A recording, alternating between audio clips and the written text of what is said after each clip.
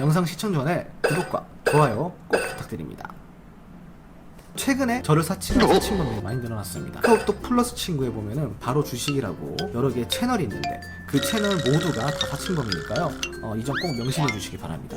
기본적으로 저는 카카오톡 플러스 친구를 운영하고 있지 않습니다. 혹시라도 친구 추가해서 개인정보가 노출이 되는 그런 사고가 발생되지 않도록 주의 부탁드립니다. 안녕하세요 여러분, 반갑습니다. 바로 주식TV 캡틴 바로 홍전입니다. 오늘 다룰 주제는요, 주식 강의 기초 3강 주식 용어 편입니다. 주식 용어 외워야 될 것도 많고 알아야 될 것도 많고 그 의미들이 너무나도 다양해서 그것들을 모두 다 외우기가 쉽지가 않습니다. 그래서 제가 어떻게 하면 그거를 좀 더 쉽고 빠르게 이해할 수 있을까 해서 이 영상을 준비를 해봤는데요. 영상을 통해서 아무래도 배우시면은 이해도 빠르고 외우기도 쉽지 않을까 그런 생각을 해보고 있습니다. 제 유튜브에 있는 1강과 2강에서는 주식을 시작함에 앞서서 기본적인 용어들, 무조건 우리가 이 정도는 알고 가야 되는 기본적인 용어를 배웠다고 한다면은 이번 시간에는 이제 실전 용어를 한번 배워볼 거예요. 실전 용어를. 마찬가지로 이 실전 용어이지만 이제 기초 용어에 해당되기 때문에 기본적인 용어다라고 이제 할 수는 있겠지만 실제 매매에서 가장 많이 사용되는 용어들입니다. 요번에 이 용어들을 배우고요. 다음 시간에는 이제 캔들 용어, 그러니까 이제 봉 차트, 캔들이라는 봉에 있어서 그 캔들 용어를 한번 배우고 그리고 이제 좀 차트 보는 법을 한번 배워보도록 하겠습니다. 실전 용어에 있어서 이제 매매 방식부터 한번 배워볼 건데요. 매매 방식에는 크게 이렇게 4가지 종류가 있습니다. 첫 번째로 이제 단타 매매, 데이 트레이딩이라고 이렇게 이야기를 하고요. 스캘핑이라는 명칭을 사용합니다. 이제 하루를 기점으로 두고 하는 매매와 초단위 매매가 있습니다. 이걸 초단위 매매는 초단타라고도 말합니다. 초단타 같은 경우는 사실 이제 상당히 숙달된 고수들이 사용하는 매매법이기 때문에 초보자분들이 쉽게 접근하면 안 되는 부분입니다. 마찬가지로 단타 매매 또한 초보자분들이 쉽게 접할 수 있는 그런 매매는 아니다라는 것을 명심해 주시기 바라고, 단타 매매에 적합한 한 직업을 한번 알아보도록 하겠습니다. 일단은 첫 번째로 개인 시간이 아주 많은 직장인 또는 사업가다라고 이야기를 드릴 수가 있겠는데, 보통 오전에 다 끝납니다. 주식시장이 9시에 열린다고 저번에 이야기해드렸죠. 9시에 장이 시작하자마자 거의 한두 시간 이내로 끝나는 매매가 거의 단타 매매예요. 물론 오후까지 갖고 가는 단타, 데이트레이딩 매매도 있지만 대부분 한 70-80% 이상은 오전에 매매가 끝난다라고 이렇게 생각을 해주시면 편할 것 같고, 그렇기 때문에 개인적으로 시간이 상당히 많아야 된다라는 것을 아셔야 됩니다. 직장인, 그 직업을 갖고 있으신 분들한테는 제가 추천을 드리지 않습니다. 왜냐면은 단타 매매라는 거는 이제 어느 정도 숙달이 돼야 돼요. 트레이딩에 있어서 상당한 경험과 노력과 공부가 필요한데, 사실 뭐 직장인이나 뭐 직업을 갖고 계신 분들이 아무리 시간이 많다 그래도 그렇게 매매를 쉽사리 할 수 있는 사람은 많지 않다라고 저는 판단이 되기 때문에 사실 이제 이런 분들은 조금 피해 주시는 거를 저는 추천을 드리고 있고요. 두 번째로 이제 주부가 많이 할 수 있는 그런 매매법이다라고 이렇게 이야기를 드릴 수가 있겠습니다. 자녀분들 이제 학교 가시고 남편분 직장 가시고 집에 혼자 있으실 때 단타 매매 연습해 보시면 상당히 좋습니다. 단타 매매가 근데 좀 조심해야 되는 게 등락률이 이렇게 심하기 때문에요. 등락률이라는 오르내림, 주가의 오르내림이 심하기 때문에 여러분들이 이런 거를 내가 이제 숙달되는 데까지 경험을 좀 많이 쌓아 주셔야 돼요. 많은 시간 동안 우리가 노력과 경험 그리고 연습 매매를 통해서 숙달을 시키는 게 첫 번째다. 마찬가지로 전업 투자자도 단타 매매 직업이다 할 수가 있겠죠. 전업 투자자도 이 길을 선택하시기 전에는 상당히 신중한 판단을 요구하는 그런 매매 기술입니다. 그렇기 때문에 쉽게 전업 투자를 할 수 있다라고 단정 짓지 마시고요. 당분간은 연습 매매를 통해서 내가 이제 나에게 뭐 매매 트레이더의 끼가 있는지 한번 본인을 스스로 객관적으로 이제 판단을 해 보시고 나서 그때 결정하시는 게 좋지 않을까라는 생각을 하고 있고, 전업 투자자, 그리고 솔직히 저는 정말 추천하지 않는 직업입니다. 이게 그냥 겉으로 봤을 때는 되게 멋있어 보이고 그렇지만 실질적으로는 이 전업 투자자가 많이 힘들어 하셔가지고 극단적인 선택을 하신 분들도 많습니다. 전업 투자자가 결코 쉬운 직업이 아니고 엄청난 스트레스와 엄청난 노력이 필요한 그런 직업 중에 하나이다 라고 이렇게 생각을 하시면 될 것 같습니다. 그리고 이제 두 번째로는 수익 매매에 대해서 한번 알아볼 건데요. 수익 매매는 이제 단기 매매, 중기 매매 이렇게 합쳐진 매매가 바로 수익 매매다라고 이렇게 생각을 하시면 될 것 같습니다. 1일 이상의 보유로 일주에서 길게는 2-3개월까지 가지고 가면 그때 사이에 매매를 하는 방식의 매매법이 바로 우리가 수익 매매라고 합니다. 수익 매매. 수익 매매에 적합한 직업을 한번 알아보도록 할까요? 모든 직업에 해당이 된다 이렇게 생각하시면 되겠는데, 사실 수익 매매는 정말로 매력이 있는 그런 매매 기법 중에 하나입니다. 일단은 결과가 빨리 오죠. 그죠? 매매를 하고 나서 빠르게는 뭐 2-3일, 뭐 혹은 일주일, 2주일, 그리고 길게 봐도 한 2-3개월 안에는 매매가 끝나기 때문에 상당히 매력적인 그런 매매법이다 뭐 이야기를 해드릴 수가 있겠어요. 또 한국 사람들의 특징 자체가 특성상 조금 성격이 급하시잖아요, 그죠? 성격이 급한 면에 있어서 한국 사람들이 가장 선호하는 매매법 중에 하나이다 라고 생각을 하시면 됩니다. 하지만 출장이 잦으시거나 외국으로 많이 이동하시는 분들 같은 경우는 사실 수익 매매도 조금 불안할 수가 있어요, 그죠? 이거 수익 매매 같은 경우는 순간적으로 급등하는 급등주가 많이 나오거든요. 순간적으로 급등을 할 때 우리가 대응이 안 되면은 사실 조금 이제 힘든 매매, 대응이 안 되면 힘든 매매다라고 이렇게 생각을 하시면 될 것 같고, 매력적인 매매이면은 분명 하나 우리가 처해진 상황에 따라서 수익 매매가 적합한지 적합하지 않은지 한번 먼저 판단을 해보시는 것을 추천드리고 있습니다. 그리고 세 번째로 중장기 매매에 대해서 한번 알아보도록 하겠습니다. 중장기 매매 같은 경우는요, 여기 보시면은 6개월에서 2년이라고 되어 있죠. 매수 수개월 또는 수년을 보유하다가 매도하는 방식이에요. 중장기 매매, 이것도 상당히 매력이 있는 매매인데, 중장기 매매는 기본적으로 기업을 분석을 하고 들어가는 이제 가치 투자의 매매 방법이다라고 생각을 하시면 됩니다. 물론 무조건 100% 가치 투자는 아니겠지만 적어도 가치 투자에 조금 더 중점을 둔 매매 방식이다라고 생각하시면 돼요. 가치 투자란 이제 기업의 재무나 기업의 사업성을 보고 전반적인 모든 기업의 상황을 보고 들어가는 그런 투자를 우리가 가치 투자라고 이야기를 해요. 가치 투자 부분에 대해서도 이제 나중에 다른 영상을 통해서 조금 더 달아드릴 건데, 우선은 이제 중장기 매매에 적합한 직업을 먼저 알아보도록 할게요. 첫 번째로 금전적 여유가 있는 사람이어야 됩니다. 왜냐? 중장기라는 건 뭐죠? 장기까지 다 갈 수도 있다라는 거죠. 하지만 금전적으로 여유가 없으신 분들은 이거를 장기적으로 갖고 가다가 갑자기 내가 투자금을 빼야 되는 상황이 나올 수가 있잖아요, 그죠? 근데 장기적으로 갖고 가는 이런 종목이 있어서 무조건 올라가면 좋지만 사실 이렇게 한 번 더 내려왔다가 올라가는 종목도 있고, 그리고 조금 손해를 보다가 다시 올라가는 종목도 있습니다. 그런데 내가 빼야 되는 그 시점에 맞춰서 하필 내가 보유한 주식 종목에 손실이 지금 있는 상황에서 주식을 빼야 된다 그러면은 사실 이거는 손해만 오는 거죠. 이 매매 메리트는 그렇기 때문에 금전적 여유가 있는 사람이 하면은 좀 더 좋은 매매다라고 생각을 하시면 되고, 중간에 투자금을 뺄 일이 없으면 가장 좋아요.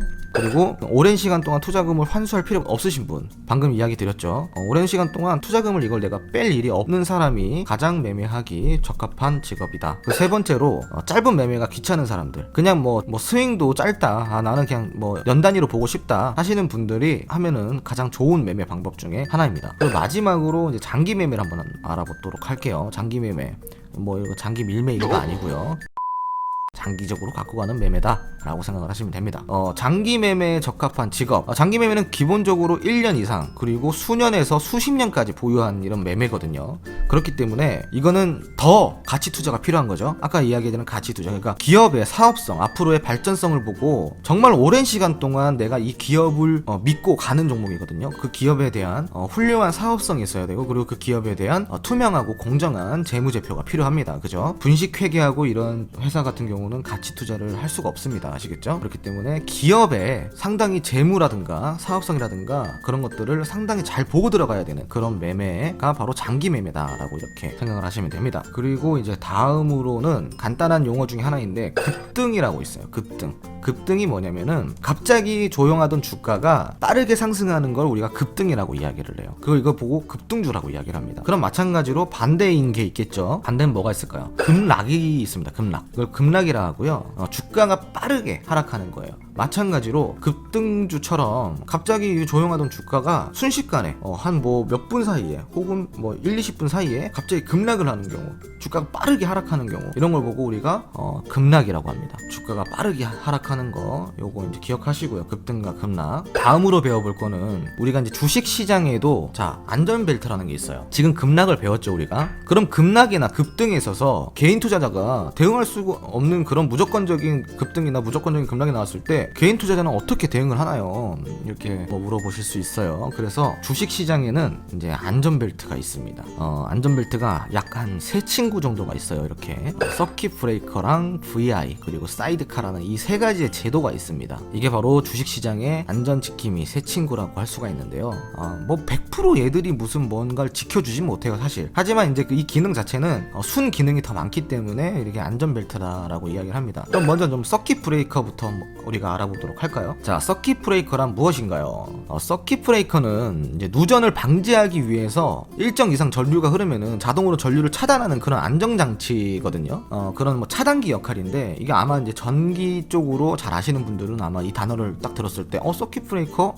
이거 아는데 나도? 이렇게 뭐 반응을 하셨을 수도 있어요. 이게 똑같다 보시면 돼요. 주식에도 전류 차단 서킷 브레이커의 제도가 있습니다. 이거 마찬가지로 서킷 브레이커라고 이야기를 하고요. 주식에서는 여기 보시면은 외부 충격으로 투자 심리에 과도한 변화가 생겼을 때 일시적으로 거래를 중단하여 비이성적 흐름을 막아주는 의미로 사용된다라고 되어 있죠. 그게 무슨 말이냐면은 그냥 이제 특별한 상황이 아닌데 갑자기 이제 어떠한 비논리적인 비상식적인 투자 심리에 말도 안 되는 변화, 그러니까 엄청난 급등락이 생겼을 때 일시적으로 거래를 중단해 주는 거예요. 그걸 언제 어떻게? 자, 여기 한번 더 읽어볼까요? 즉 서킷 브레이커는 주가가 급등 또는 급락할 때 주식시장 자체에서 주식 거래를 일시 정지하는 제도라고 되어 있죠. 그 일시 정지하는 제도다라고 생각을 하시면 됩니다. 그럼 일시 정지는 언제 되냐? 이때의 주가가 변화란 전일 대비 주가 지수가 10% 이상 하락한 상태가 1분 이상 지속되는 경우를 말한다. 이 발동 시에는 어떻게? 모든 주식 거래를 20분간 중단시킨다. 자, 발동 시 어떻게? 한 번 더. 주식 거래를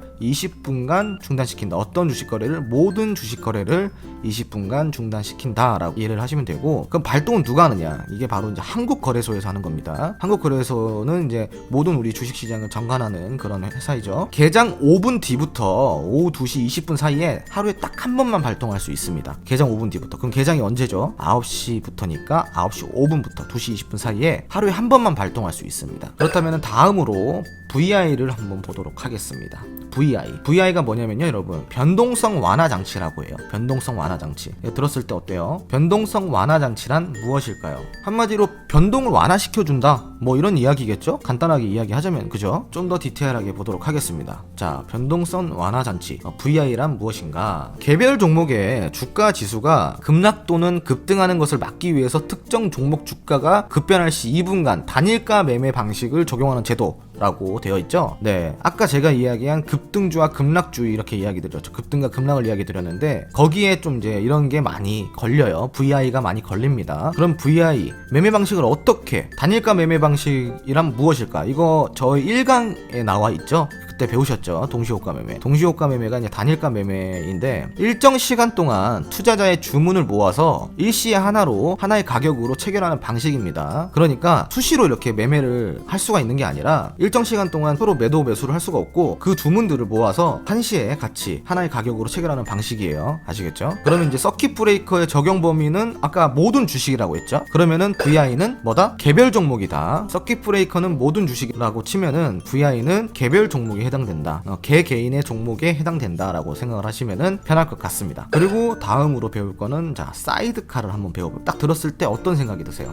사이드카. 자동차가 떠오르시나요? 네, 맞습니다. 이게 바로 자동차가 잠시 쉬어가는 거를 좀 이렇게 응용한 건데요. 사이드카는 자동차가 도로를 달리다가 교통체증이 심할 시 갓길에 잠깐 주차해놓고 쉬는 모습에서 비유한 표현입니다. 아시겠죠? 그러면은 이게 주식에는 어떤 의미일까요? 자, 놓고 쉰다. 주식 시장의 미래 가격을 의미하는 시장이 있어요. 그게 어느 시장이죠? 선물 시장이죠. 선물 시장. 그럼 선물 지수가 급변할 때 현물 시장에도 혼란이 보통은 와요. 근데 그거를 선물 시장의 지수가 급변할 때 현물 시장에까지 타격을 안 오게 해주는 게 바로 사이드카의 역할이에요. 미리 방지를 해준다라고 하죠. 미리 방지를 하기 위해서 잠깐 프로그램 매매를 멈추게 하는 제도입니다. 제도. 아시겠죠? 잠깐 프로그램 매매를 멈추는 제도. 어떨 때? 선물 지수가 급변할 때 현물 시장의 혼란을 미리 방지하기 위해 잠깐 프로그램 매매를 멈추는 제도다라고 이야기를 하시면 됩니다. 선물 가격이 종가, 전일 종가 대비 5% 이상 상승하거나 하락하는 급변하는 사태가 1분간 계속 지속이 될 시 프로그램 매매 효과의 효력이 정지가 됩니다. 그리고 5분이 지난 후에는 매매 체결이 다시 정상적으로 이루어지며 서킷 브레이커와 마찬가지로 하루에 딱 한 번만 발동이 가능합니다. 자, 그러면은 서킷 브레이커는 사후 조치다. 그러면 사이드카는 어떻게 생각할 수가 있겠나요, 여러분? 사이드카는 사전 방지다.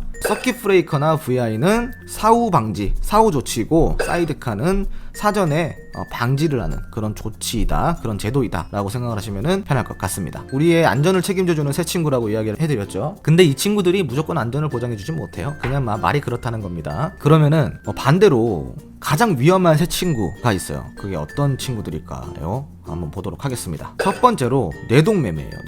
뇌동매매가 뭐냐면은 순간적으로 시장의 분위기에 휩쓸려서 내 판단에 의해서 매매를 하는 게 아니라 이거 지금 사야 될 것 같은데 하고 갑자기 그냥 그 분위기에 휩쓸려서 매매를 하는 거예요. 자, 읽어볼까요? 투자자 자신의 분석과 예측이 아닌, 분석이 없는 종목이죠. 예측도 아니고 시장의 인기, 그러니까 한마디로 분위기, 시장의 분위기에 휩쓸려서 순간적으로 잘못된 매매를 하는 거를 우리가 뇌동매매다라고 이야기를 해요. 딱 들어봐도 위험하죠, 그죠? 딱 위험합니다, 그죠? 그리고 두 번째로 추격매수. 이 친구는 마찬가지예요. 뇌동매매가 결국은 추격매수로까지 이어지는 거예요. 이런 분위기에 휩쓸리게 되면은 갑자기 급등, 상승, 갑자기 급등하는 주식에 순간적으로 이거 올라가네 하고 갑자기 따라 붙으면서 매수를 하는 걸 우리가 추격매수라 그래요. 그러니까 결국은 뇌동매매가 이루어지면은 추격매수까지 함께 되는 거예요. 아시겠죠? 그리고 마지막으로 자, 홈런을 쳐주는 친구가 있습니다. 그게 바로 투매입니다. 투매란 무엇이냐? 시장의 분위기가 갑자기 변하게 되면서 대량의 매도 물량이 발생되면서 순간적인 급락이 이루어지는 것이다 라고 생각을 하시면 됩니다. 이게 무슨 말이냐? 자, 이렇게 우리가 상황을 그려볼까요? 분위기가 좋아져 있는 이제 주식 종목이 있었어요. 근데 이거를 내가 판단하지 못하고 분위기 좋은데 하고 있다 갑자기 급등을 하는 바람에 추격 매수를 하게 됐어. 추격 매수를 했더니 시장의 분위기가 갑자기 변하게 되었네요. 그러면서 뭐가 나왔다? 대량의 매도 물량이 나왔다. 갑자기 파는 주식 수가 엄청 많이 나왔다라는 거죠. 그렇게 되면 결국은 투매가 이루어졌다. 그럼 투매가 되면 어떻게 되겠어요, 여러분? 주가가 올라간다, 빠진다. 주가가 급락을 하는 그런 상황이 나오게 됩니다. 그럼 순서적으로 뇌동매매를 해서 이제 추격 매수를 하게 되고, 그러면서 투매를 맞게 되면은 어떻게 되겠어요, 여러분? 이거를 우리가 한다 그러면 어떻게 되겠어요? 근데 대부분의 사람들은 이렇게 매매를 하십니다. 자, 내가 사면은 떨어지고 팔면 올라간다. 이 말이 왜 나왔겠어요? 결국은 이 세 가지가 계속 반복이 되면서 대부분의 피해를 보신 분들은 이거를 계속 똑같은 실수를 반복을 하시는 분들이 많습니다. 뇌동매매는 추격 매수로 이어지고 추격 매수는 결국 투매가 나와서 엄청난 손해를 보게 된다. 그럼 어떻게 해야 되겠어요, 여러분? 이렇게 하면 안 되죠. 근데 계속 이렇게 하면은 어떻게 된다? 한강 정모다. 한강에서 정모해가지고 다이한다. 이렇게 생각하시면 됩니다. 그러면은 이거보다도 조금 더 위험한 새 친구가 있어요, 여러분. 이거보다 더 위험한 친구가 있다고 라고 생각하실 수가 있는데 더 위험한 친구입니다. 거기서 그치지 않고 조금 더 위험한 매매를 하시는 분들이 바로 번째로 미수거래입니다. 미수거래. 일종의 좀 외상거래라고 생각을 하시면 되고요. 내가 이제 없는 돈을 가지고 없지만 주식을 외상으로 산다라는 의미라고 생각을 하시면 돼요. 내가 보유한 자금보다 일정 금액을 초과해서 주식을 매수할 수 있는 제도다라고 생각을 하시면 되고, 만약에 이제 그 미수거래를 해서 돈을 이게 어찌됐건 빌린 거잖아요, 그죠? 미수거래를 할 경우에는 3일의 납입 기한이 있습니다. 그렇게 무슨 말이냐면은 뭐 예를 들어서 9월 1일 날 우리가 미수거래를 했다 그러면은 9월 3일 날까지는 이게 납입을 해줘야 된다는 겁니다. 아시겠죠? 납입을 못하게 되면 어떻게 될까요? 납입을 못하게 되면은 반대매매가 들어와요. 자, 위험한 새 친구 중에 두 번째 반대매매. 자, 왜 납입을 못했을까요? 내가 생각한 주가만큼 못 올라갔기 때문에 납입을 못한 거죠. 오히려 떨어지는 경우도 있고, 그렇기 때문에 이거를 너무 아까워서 못 팔게 돼요. 그쵸? 그렇기 때문에 못 파는 거예요. 그래서 납입을 못하는 겁니다. 그러면은 얘들이 그냥 가만히 있어요? 아니죠. 바로 반대매매가 들어옵니다. 증권사에서 바로 반대매매가 들어와요. 반대매매란 무엇이냐면은 미수거래를 통해서 발생한 미수금을 변제하지 못했을 때 미수 수량만큼 내가 보유한 주식을 매도시키는 거예요. 강제로. 당일 하한가로 산정하고 주문은 시장가로 처리가 됩니다. 아시겠죠? 그렇기 때문에 주가가 만약에 내가 미수거래를 통해서 올라갈 거를 예상하고 미수거래를 했는데 주가가 떨어져서 반대매매가 들어오면 어떻게 돼요? 시장가로 처리가 되기 때문에 더 손해를 보고, 안 그래도 내려갔는데 손해는 더 커진다. 그죠? 그렇기 때문에 이거는 좀 위험하다. 그러면 이거보다 더 위험한 게 있어요. 바로 신용거래입니다. 신용거래. 증권회사에서 일정의 보증금을 지불하고 주식 매수 대금을 빌려서 투자를 하는 방식입니다, 여러분. 쉽게 말해가지고 주식 대출 시스템이에요. 근데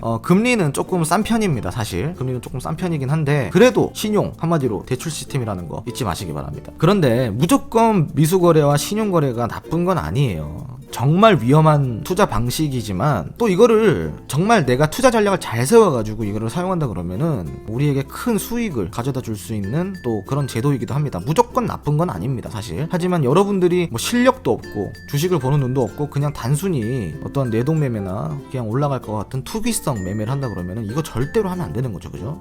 이게 바로 뭐를 만든다? 깡통계좌를 만들어요. 이거는 깡통계좌보다 더 심한 거예요. 그럼 빚쟁이 되는 겁니다, 아시겠죠? 신용거래 같은 경우는 그래요. 그러면 또 어떻게 된다? 한강 가서 정모하고 다이한다. 아시겠죠 여러분? 절대 이거는 주의하셔야 되는 거다. 그리고 이제 다음으로는 간단한 이제 용어들을 한번 알아볼게요. 이건 빨리빨리 끝내고 영상 종료하도록 하겠습니다. 동전주가 뭐냐면은 1,000원 이하의 주식을 우리가 동전주라고 이야기를 해요.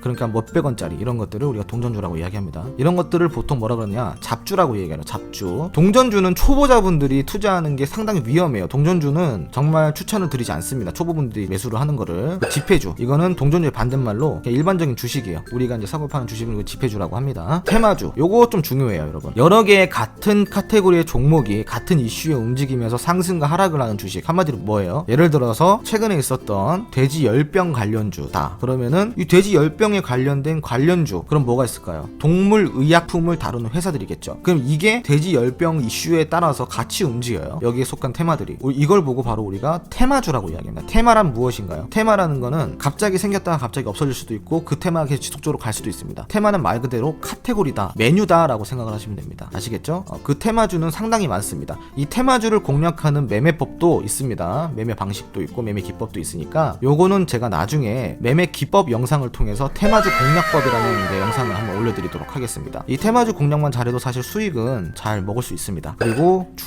주도주란 무엇이냐면요, 시장의 중점이 돼서 모든 시장의 중심이 돼서 그 시장을 주도적으로 이끌어가는 그런 주식이 바로 주도주입니다. 여기 보실까요? 시장의 중심이 되어서 주도적으로 시장을 선도하는 주식, 아시겠죠? 그리고 마지막으로 품절주란 발행된 주식이 유통되는 물량보다 적는 거예요. 그러니까 한마디로 매매가 할 수 없는 상황인 거죠. 발행된 주식이 너무 좀 적다 보니까, 혹은 주식이 있는데 유통이 되지 않는 거예요. 그래서 매매를 할 수가 없는 상황, 그걸 보고 우리가 품절주라고 이야기를 합니다. 품절주는 거래를 매수하기도 힘들고 매도하기도 힘들기 때문에 이런 것들은 웬만하면 손 안 대는 게 좋다라고 이야기를 해드릴 수가 있겠습니다. 자, 오늘 영상은 뭐 여기까지고요. 제가 영상을 좀 자주 못 올려드리는 이유가 요즘 좀 방송 스케줄도 많고 그러다 보니까 최근에 좀 바빠졌어요. 그래서 이제 영상 자주 못 올려드리는데, 지금 이 영상, 오늘까지 영상이 가장 기초적인 영상이었다 치면은 다음 영상부터는 조금 디테일하게 캔들 용어라든가, 그리고 차트 보는 법, 그리고 그게 끝나면은 이제 그 다음에 기업 분석 용어, 기업 용어를 들어갈 거예요. PER이라든가 PBR이라든가 재무 용어, 이런 것들을 들어갈 거고, 그리고 가치 투자와 기술적 투자에 대한 또 내용도 들어갈 겁니다.